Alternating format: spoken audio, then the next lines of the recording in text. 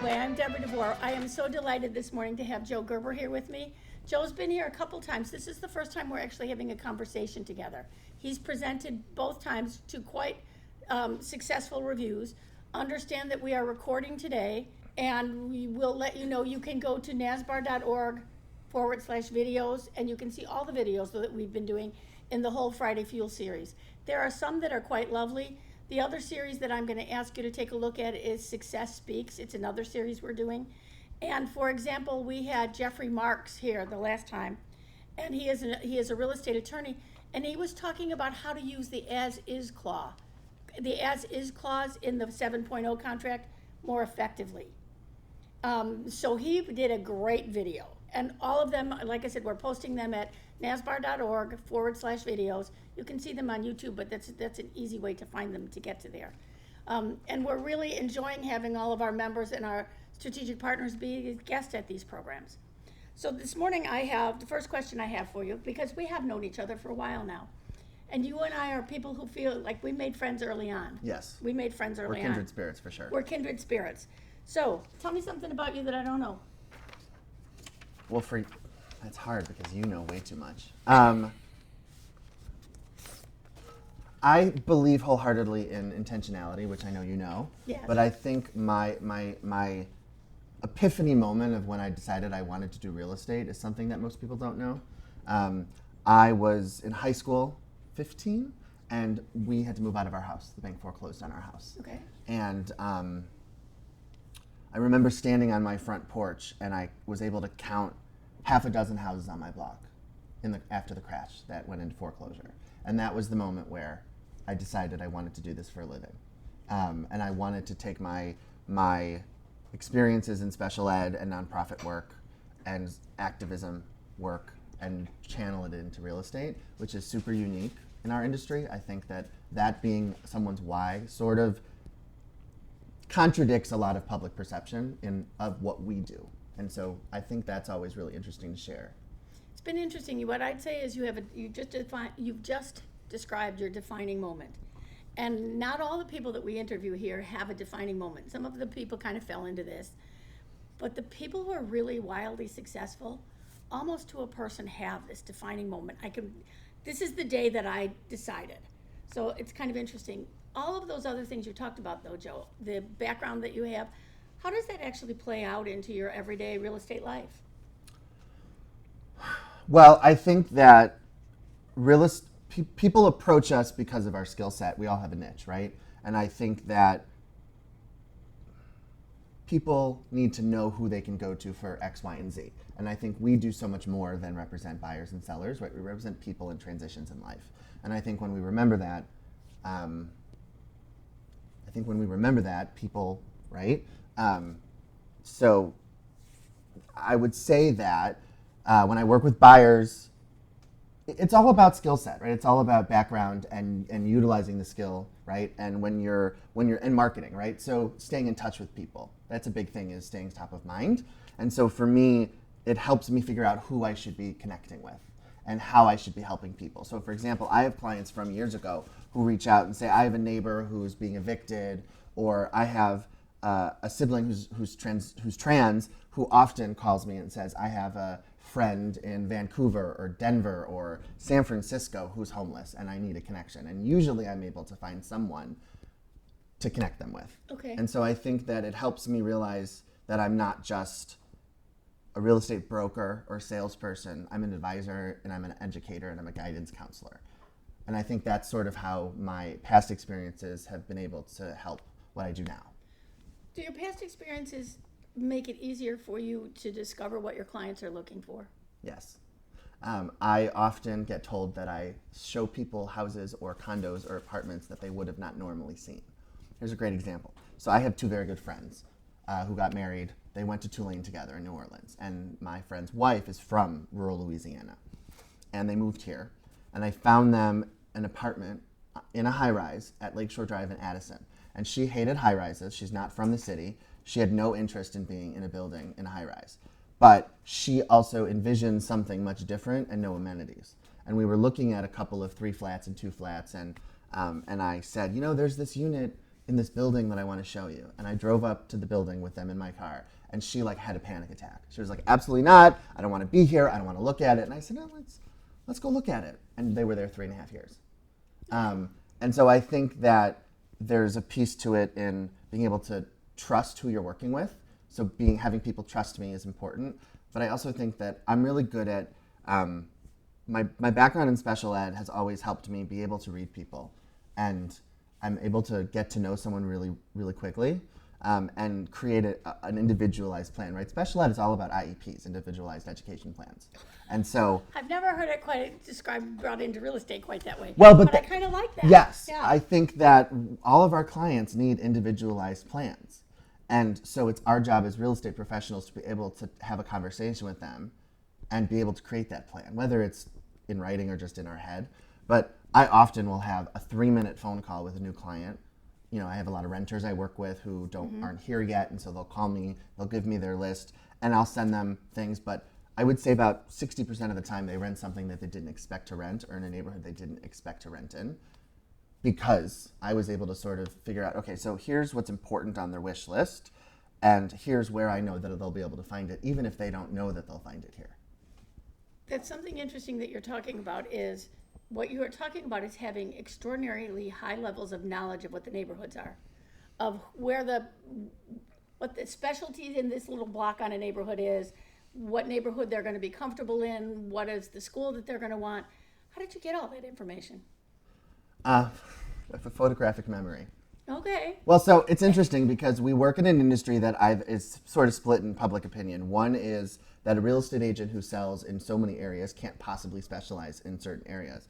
And some of that say you can sell anywhere. And I don't think either of those perspectives are true. I can't sell anywhere. And just because I've sold a house in one town doesn't mean I know that town like the back of my hand. It's not about necessarily knowing the town, it's about knowing your client. I've sold in 45 suburban communities and 30 neighborhoods in Chicago, 35 neighborhoods in Chicago. There's some that I've only stepped in once for that one client, but being able to know the client well enough to know who to call, what research to do, I often think that that's really important. But I also have a really good memory. Like I remember I started the first broker I ever worked with when I was 15. I was stuffing envelopes for her. I used to ride my bike to the Coldwell Banker office in Highland Park when I was 15 working for her. And she took the first lesson she ever taught me was we were with a photographer at a photo shoot of a new listing. And I had no idea anything really about real estate at the time in terms of the day-to-day logistics. And so she brought me just because she thought it'd be fun. Well, I thought because she thought it would be fun. She wanted to test me. So we're walking through the house and we're leaving. She's locking up and she said, "Tell me what you'd price this house at." And this was like day 2. I was like, what? And I said, well, you're the top producer. I'm just 15 riding my bike to stuff envelopes for you. There's absolutely no way that and she said, no, you know more than you know. She goes, you've been following me around open houses since you were 12. And I told her that I thought it should be priced at $475. And she said, that's exactly what I told them. Do you want to know what they made me price it at? And I said, what? And she said, $650. Oh. And it sat on the market for 7 years. And guess what it sold for 7 years later? $475. Of course. And that lesson was trusting your gut, but it was also, I remember every detail about that house. So when the 5th agent got it, who was at my old office at the time when he got it, I said, did you know that he built that wood-burning oven and the pizza oven in the backyard with the bricks from the garage that they tore down? Like, I told him more about that house than he knew, and he was the listing agent of the house at the time. And so I really think it's just remembering things. You just like it. I'm a little bit of a nerd. You just like it, yes. The market's changed, so I'm going to change this. The market's changed, and I had lunch with someone who said, I either have people who are doing a fine job and are working like crazy, or I have people who are doing nothing. What are you doing in this market? It's hard. It's really easy to look at your numbers and let those define your perspective of your business. My business grew exponentially quicker than I could have expected. And my numbers this year are not what I was hoping. And I think that's across the board. I would say across the board, yes. Chicago Agent Magazine released their real data for Q2 yesterday.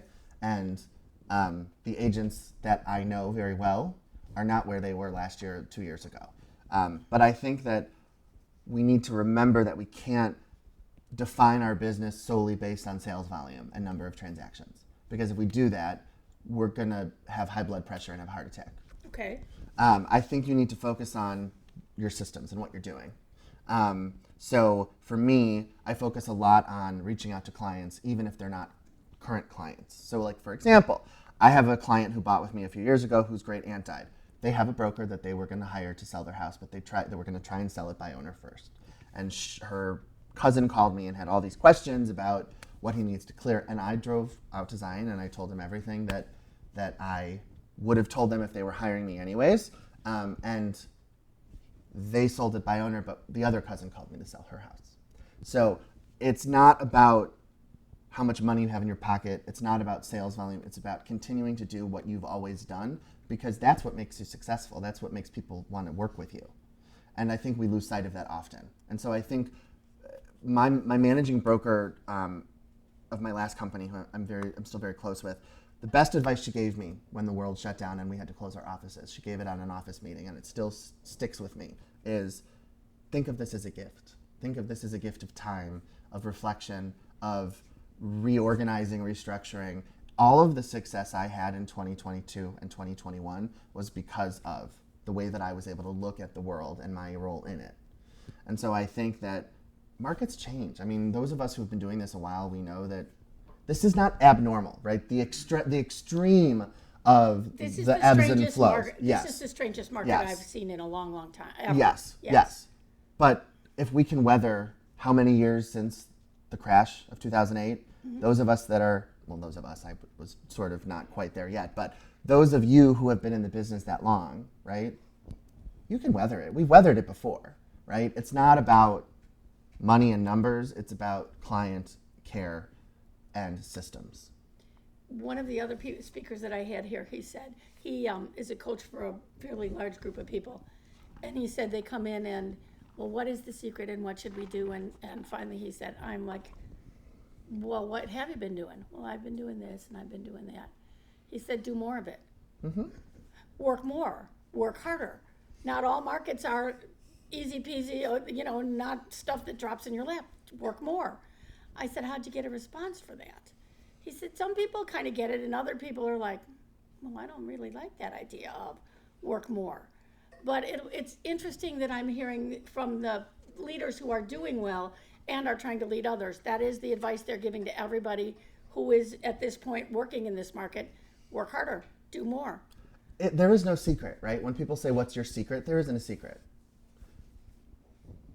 Everything that we can do to be successful, the tools are in our arsenal. They're in our toolbox. In one way or another. In some way, shape, or form, Yes. right? It's about us being able to make sure that the tool that we might not have had to use for the last 2 years, we still have it, right? I built my entire business on postcards, which is not very expensive. I was a full-time college student when I started, and then my second spring market, I was running for office. So like, I didn't have a lot of money or time. People don't hire you because you have newspaper ads. People don't hire you because you're on the billboards. They don't hire you because you have the dividers in the grocery store or you're on the shopping carts. That is a vehicle in which to stay in front of people. But there are ways to do that that are genuine and free. Social media is really great. Social media is what I think that's its best use. Yes. I think that people who know me know that I use my social media like a living, breathing blog. Sometimes to some people's dismay. But I think that just like we all do business differently, we all connect with people differently. There's a board member at NASBAR who was one of the past presidents who, he and I are very different, very, very different. We come from different towns, very different backgrounds. He's much older than me. And I can see why he would struggle to connect with some of what I put out into the world. And he came up to me one day at a board meeting and he said, I want to tell you that what you post on social media baffles me. I don't get it. He goes, it's not my style, but we had a all company training and I brought up your Instagram. And I said, really? And he said, because I know that I have agents in my office who need to learn to take the sport coat off and be authentic. And that's something that you do. He goes, whether or not I understand it or not, he said, authenticity I know what you're talking about yes. too, yeah. Yeah, authenticity has a lot to do with it. The other thing that I was talking about, and we talked about a little bit before some of you got here, is we were talking about likability. And how much does likability actually have an effect on how well you do business? And I'm going to divide likability from, although I think there's a big component, I'm also going to talk about good manners. I'm kind of hot on this whole idea of good manners right now. Well, you were raised by nuns. Yeah, I was raised by nuns, and yes. And a mother who was like, was write your thank you note, please. Mm-hmm. But By the way, nicest thank you note I've ever gotten in my life came from you. So that's because I sent it to your mom. I did send your mom a you note. did send her a thank did, you note yes. too. Yes. The idea of likability and courteousness. We're hearing a lot these days about people not being courteous anymore, not returning phone calls, not doing this. I think, we talked a little bit about, am I going to work with someone who I don't like? Well, maybe if they have the prize that I want, I might swallow and do that and work with them.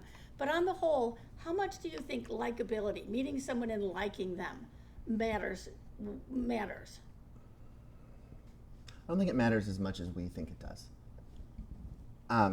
There are plenty of real estate professionals, realtors that I work with. Some that I like as people, some I like as professionals, some not so much. But I also think that we can say that about any place we work or live or go, right? When I was in high school, I could say there were 431 kids in my graduating class at Deerfield High School. I know every one of them. That's weird. Like, I have friends who are like, who's that person? And I was like, you remember they had a locker next to the gym? Nobody knows. I know all of them. Didn't like all of them. But if I see one of them at the grocery store and they say hello, I always say hello. I don't think that, I also think that some of what we look at as courteousness, I think is basic human. We should just be a certain way to people. We don't have to be nice and love them and hug them and cry in the grocery store because we missed each other. But we don't. I don't think that's what I'm talking. Yes. Yeah, I don't think that's yes. what I'm talking about So, exactly. but I also think that we as real estate professionals, and I was talking about this a little earlier before we started, I think that we often, our job isn't traditional, right? We don't work a 9 to 5. We don't end the clock at 5 o'clock, go home to our kids. And we're not able to separate that because we don't always have to. So I often think that we place more value on niceties and courteousness. And for me in particular, I'm on the autism spectrum. So social cues and facial expressions have always been challenging for me. Most people don't know that and couldn't tell from the surface. Mm-hmm. And so I tend to be really nice to people. And so when I feel like I'm being respectful and professional and just sort of normal, I think some people often think that I'm not being nice and respectful. And so I think it also has a lot to do with how we perceive people, right? Because some people are really nice and you might, you have a little bit of a drier sense of humor than me, right? Someone might not rub you the wrong way and they would definitely rub me the wrong way. Okay.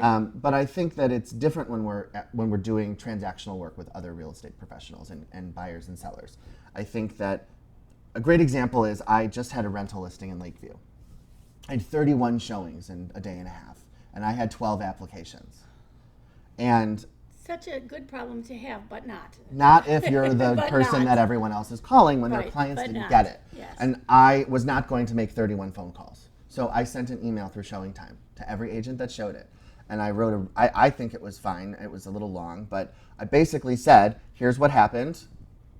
I'm happy to provide your clients a copy of their reports because I know that they cost money. And if your clients ask you why they weren't selected, here's why. And I got like 4 text messages from people saying that that was the nicest, kindest thing because I've been on their shoes and I've had clients fire me because they don't think I'm doing my job because the market is tough. I think that we have a responsibility to be professional and respectful and understand that when we all work collaboratively to make everybody look professional, we're helping, we're not hurting, right? We should be trying to make other realtors successful. It's always an interesting issue to have. You really are all competitors. Mm-hmm. You're competitors, but you must have cooperation in most cases to make the transaction work. It's a fine line to navigate. I think some people navigate more on the scarcity thing. Well, if you get a listing, then I don't get a listing. And others are going, well, let's both get listings and then we can work together and both of us can succeed. Absolutely. But I think there's a real difference in a lot of people, how they look at that. I think that I come from a mentality of, I've seen many, this is good, I've seen many doctors in my life. Some I like, some I see for 5 years, some I see forever, some I move, right? I don't think that we are far off, right? I think that clients are going to hire us until they don't want to hire us anymore. And there's nothing that I can say or do, right, that's going to make them like me when they've decided that it's time to move to someone else, or they move to another state and they don't want my referral. I don't feel strongly that another realtor coming in and meeting them at the grocery store is going to make a difference if they are loyal to me and want to be my client. I think that, where was I going with that? So for me, I think collaboration is key, right? I'm not handing you my book of clients. I'm not handing you the phone number to a client, but I'm handing you a tool that will help you grow your business.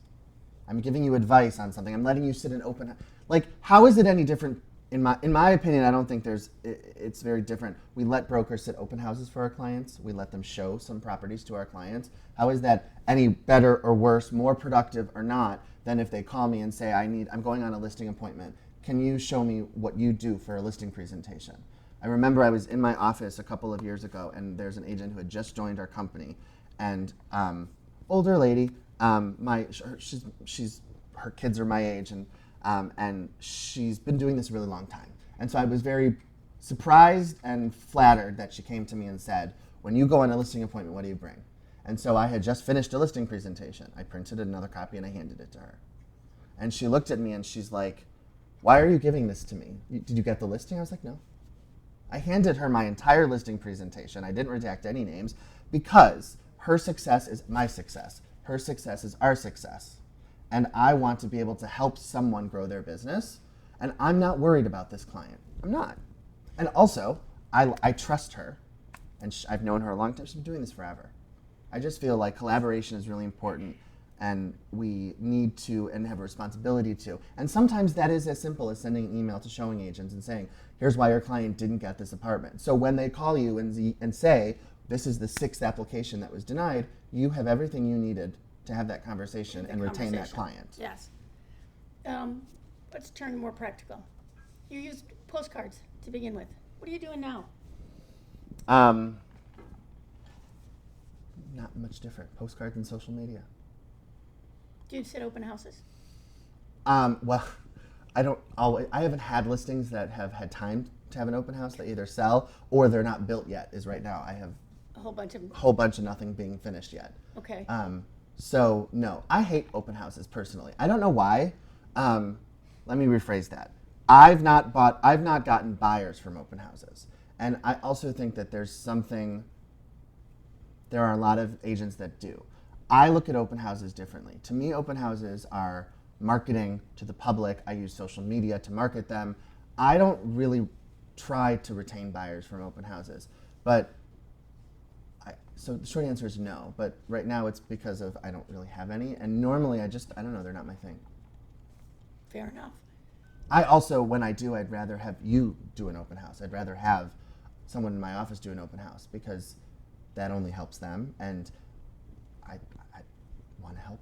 Makes for a cleaner deal too. Yeah. Because dual agency is always tricky to navigate. Well, that's the other thing is I never feel comfortable having the conversation of, do you have an agent? Who's your agent? What's her name? Because they either don't tell me and they make it seem like they don't have one, or they walk through the house kind of annoyed and leave, or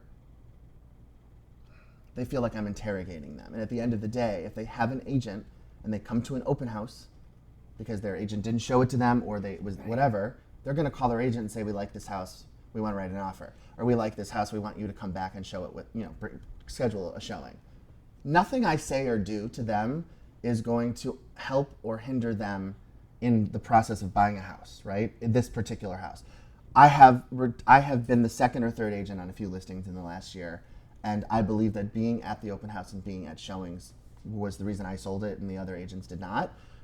But I don't think open houses are necessarily the way that someone comes to buy a house unless they bring their agent or they already know the house. When I lived in Wyoming, one of I my, forget you lived in I Wyoming. did live in Wyoming I for a love while. Wyoming. One of my good friends, who was like one of the heavy hitter realtors in town, said, let me tell you what happens in Wyoming. She said, it is Sunday, people go to church, they go to Walmart, and then they go look at open houses. It's the entertainment of the weekend. She said, so I don't think open houses are the way to go either, let me tell you. You have to kind of whatever works for you. It seems like much of what you're doing is, well, let me ask another question. How much of what you're doing outside of real estate is having an effect on real estate? Like the organizations that you belong to, the things that you're doing, the activities you're engaging that are outside of real estate. How much of that is being, I know it's hard to, sometimes the line is blurry, but how much? It's hard to quantify, but Yes. it does. I always say that, I don't do a ton of networking, right? I go to the YPN events as an ASBAR board member, but I'm not in networking groups. I'm not in the breakfast. I'm not a morning person, so I don't go to the breakfast groups. We network out in the community. We network in all the things we do. I am just as networking with the community when I'm at Sunset going grocery shopping as I am when I'm at a Park District event. So the short answer is all of those things help me.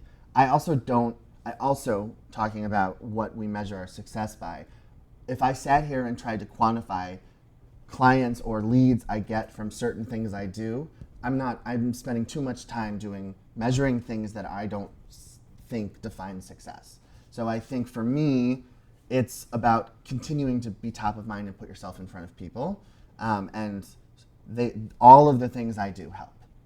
Everything from being on the board of NASBAR, being on the board of the Alliance, I volunteer for Planned Parenthood, to going to the grocery store or picking my sister up at the Highland Park High School gymnastics meet. So I think everything you do in your daily life is a reflection of who you are, and people hire us because of who we are. They hire us because they learn to trust us and like us. How do they know that it's what you do, though? That's the Yes. interesting thing. How do they know when you're picking up your sister at the gymnastics? How do they know that you're in real estate? That's a really good question. Well, I think that it comes up in conversation, but I also think that when you build a relationship with someone, right? I go to my sister's gymnastics meets very often. Not every single one, but many of the regional tournaments. And there is also one of her best friends on the team's father is also a real estate broker. So Okay. he and I always chuckle, who's going to get the lead? But I feel like people hire you, people get to know you first. And so I feel strongly that eventually it comes up. My social media is public. My sister talks a lot about me. If I'm sitting there, it just kind of comes up naturally. I don't feel the need to say, hey, I'm in real estate, you should hire me. It just sort of comes up Could you just organically. buy a sweatshirt with a logo on it? Yeah, please? right. Could you Well, just do that? I do have a car that people recognize because I have a vanity license plate, so the people that know Okay. me know. So I sort of feel like people want to get to know who you are. So once they get to know who you are, they sort of figure it out. Okay. And if, let's say, they didn't know before they hired someone else, it's not about one transaction. It's not about the one deal I might have missed. It's about planting the seed and building the relationship. You don't know how many times I've had people who get to know me but have a friend who's in real estate, or my mom's friends are great examples. My mom has two best friends, big $1 million houses, already had relationships with very top producing agents in Highland Park and Deerfield. Was not even called, I was not upset. But they've referred me to everyone since. And so I think we need to focus less on the transactional piece to it and maybe missing one deal and focus on the relationships, because I have loyal clients. Clearly, because of this presentation, we know that my business is 93.7% based on referrals from people that know me and people who know me. I don't do a lot of business from cold leads. I don't do Zillow leads. I don't send postcards to people that don't know me. People hire me or refer me that know me or have worked with me in the past. All right. So what you're doing is building your army. Mm-hmm. It's your army of people who will do referrals to you. So the postcards help. Yes. The social media helps. Yes. Being at your sister's events help. Training your sister to talk about you at the events Yes. helps. How do you get your ambassadors to talk about you all the time? well, they're small but mighty. No, it's really about. We always say that the marketability of a house depends on how many people we can get in the door, right? The more people we can get in the door, the more likely it's going to sell. Same thing with when we're talking to developers or builders when they're trying to decide on what kind of house to buy, right? The larger the buyer pool, the more likely it will sell. It's the same with people, right? The more people you can connect with, and the more consistently you connect with them, the more you place yourself on the geographical map of relationships, the more people sing your praises. And I don't do this because I want people to go around and, and sing my praises. It comes naturally when you are good at what you do and you care. There's a quote above one of the, I was on student council in high school, which shouldn't surprise you. And I did never make e-board though. That's still, I'm a little bitter about that. But high school is a popularity contest, clearly. Likability, yes. It's a likability deal. I don't think that's really true. No, I don't think that's true. Yeah. There's a quote above the room that we did our meetings and events in. And it was a teacher at the high school who had passed a long time before. And it was, nobody cares how much you know until they know how much you care. And I feel very strongly that we are in a relationship business.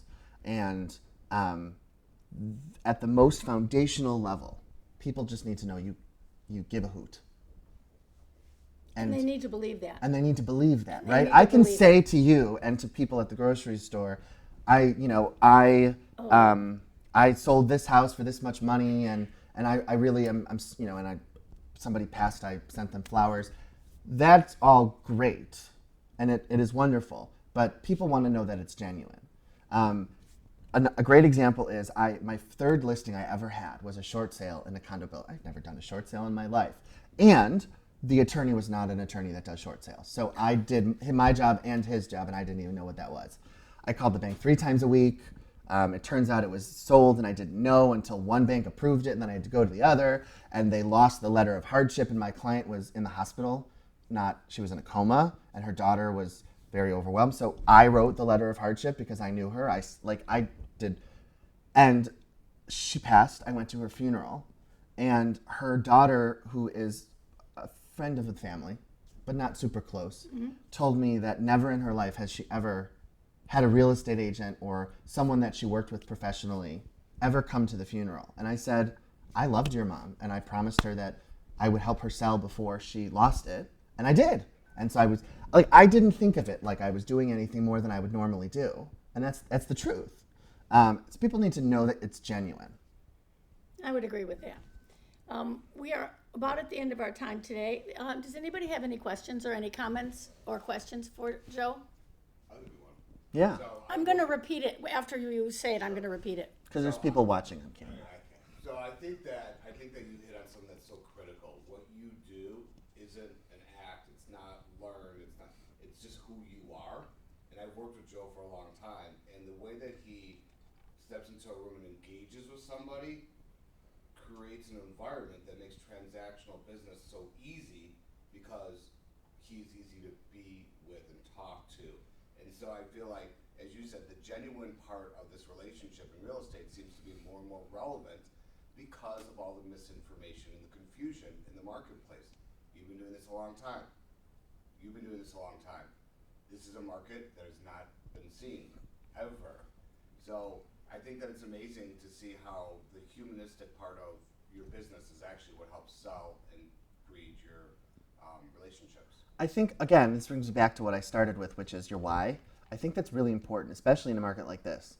Learning to understand why you started this in the beginning is really important because we get caught up in the transactions and the sales numbers and my business is down and my brokerage is... Someone is calling me and yelling and someone is Exactly. unhappy and I have a friend who calls it the deal and the drama of the day. Yes. Yes. And we get lost in the day-to-day and we forget, why are we even doing this in the first place? And because our business isn't 9 to 5, because oftentimes we can't just shut it off, right? My phone's behind me, I hear it vibrating, not paying attention at the moment, but I hear it, I know it. It's like I'm a dog, I'm a bloodhound. What's the dog, the hunting Pavlov's dog? dog. Sure, whatever. Pavlov's dog. Anyways, clearly science was not my specialty. Thank you, Mr. O'Malley. But I think that we have to remember to go back to that. And for me, my why is really unique. The other thing is nobody's why is the same, right? I have a new broker on my team who is taking new broker training, and they were telling him to make a mission statement. And he was sort of like, real estate's always been just sort of something I thought I'd fall into. And I said, yes, but there has to be a reason, right? And I said to him, you have to stop looking at it like really head on, right? You have so many aspects of your life that will help you do this for a living. How do you connect with people normally? And sports, boards, clubs, all these things, right? That's all it boils down to. And so having to remember, right, and step back and say, okay, this is really why I loved doing this. And I had a client last week who called me, really unhappy, tough market, new construction, not finished yet. And we had a really difficult conversation, and I got really frustrated, and we ended it. And I went home, and I was talking to my mom, and she said, how is this any different than any other tough conversation you've had with a client? And she was right. And so the next day we had a great conversation, right? Sometimes we get caught up in the day-to-day, and we lose sight of why we really do this. And I think every one of us has a reason. Everybody has a why. If they don't have that moment, they have at least an intention behind what they do for a living and what we do. And it's important that we go back to that when we need to be reminded and to be recharged. One of our other speakers, our incoming president, talked, and he's a really physically active man. He likes to bike. He likes to anything that's physical, like sporty, physical stuff he likes to do. Just looking at his social media exhausts me. It does me too. I'm just telling you, Jim. But what he's done is said, well, okay, I like doing all those things. There must be other people who like to do those things. I'll start a group, and I'll invite everyone to be in my group, and we can do those things together. That's how he is building it, but he's not doing. But if he doesn't like it, because that's not authentic. If I'm doing stuff because I don't like it, but authentically, he likes to bike. He likes to swim. He likes to boat. He likes to do that. So I think he's found another way to access into the authenticity that you're talking about. Yeah. Yeah. It's really about helping people in transitions in life for me. And when you focus on that and not about the listing agreement, the price, the sales numbers, the this and the that, at the end of the day, when people know that you care and you're genuine and you like to help that person, Yes. I think that the business comes naturally. Okay. Yeah, as a follow-up to that, so I know the numbers are important in some respect, right? You got the Yes. transaction numbers and Yes. Yes. But what I find interesting, and I see this in real estate a lot, but you truly there's not a big separation between Joe, the person, and Joe, the realtor. And I mean that as a compliment because it's just what you do. You've done it for so long. It seems so natural and instinctive for you to do it. So how do you mirror those two worlds? I know you really believe it, Yeah. I know you, but how do people coming into the business or that are in the business mirror those two worlds of my real estate life and my personal life? Yeah. And you become successful through referrals because you're so genuine. How do you mirror those two? Like, how do you? I think that it's important to figure out what gives you passion. I think a lot of new agents come into the business and they focus so much on income and business, right? Well, income's great, but if you're not creating the business that you want, it's never going to feel good. It's not sustainable. Same thing with agents who have been in this forever. My mom went back to school at 45. And she went into special ed as a teacher, and now she's in a clinical setting. My mom has reinvented herself more than once in my life. And you can do that in the same career, right? My mom is still a special ed teacher, but now she's a special ed teacher in a clinical setting, right?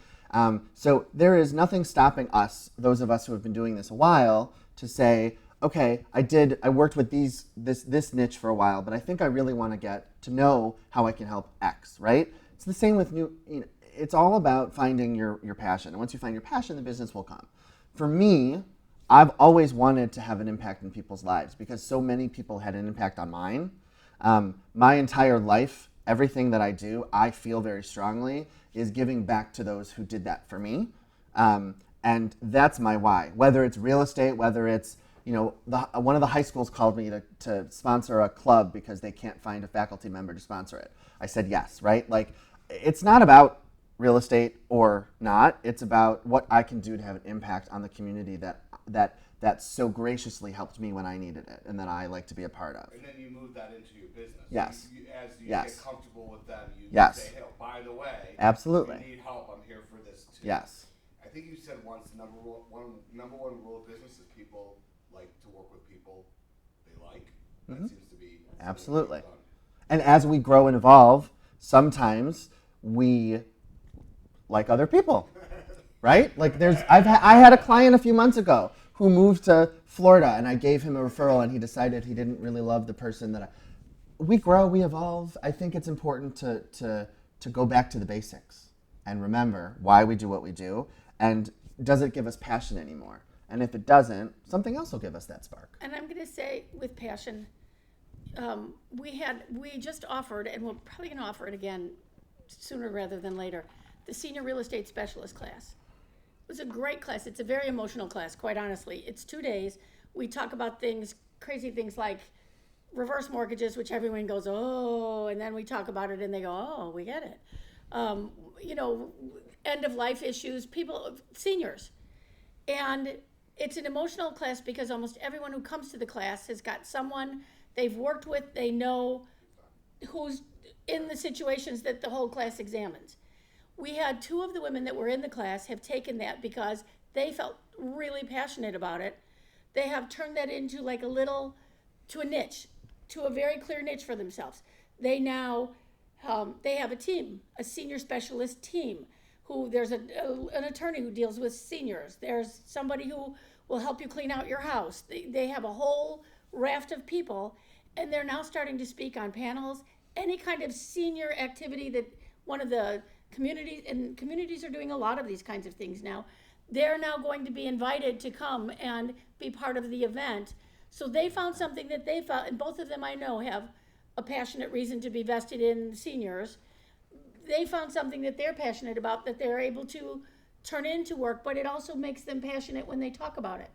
I will also say that, going back to something that John had mentioned, it's also really important that we have to remember that our job isn't done when the contract is signed, right? Lenders, attorneys, inspectors. And I find that we have to work with people that reflect our values when we are connecting them with clients.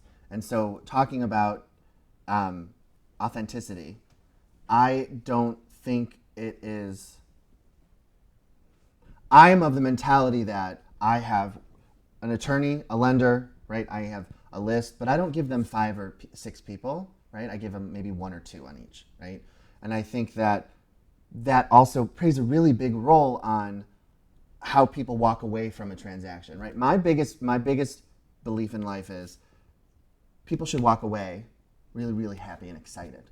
Not just because I helped them, but because of what they accomplished, that I was able to help them, right? And that doesn't end at my job description, right? It's the team, right? There's a lot of people involved in a transaction. And that's no different than, I think you're talking about Shannon. Yes. Right? Her and her partner and their senior team, right? That's no different than the team that we have when we're doing a transaction. Exactly right. It's all about the energy and the it's all about them walking away feeling like they got what they wanted and what they should have gotten out of it. I agree. Anyone else with a question? Then I'm going to say my second thank you for coming, and thank you. This is the 3rd time we've done this with you. I like this one the best. Thank you. Actually, your other ones were fine. I don't mean to make you feel bad about the other ones, but I like this one the best because I like these conversations. I do too. Anyway, thank you so much. We you. appreciate all of you coming. If there's anything we can do for you here at NASBAR, let us know.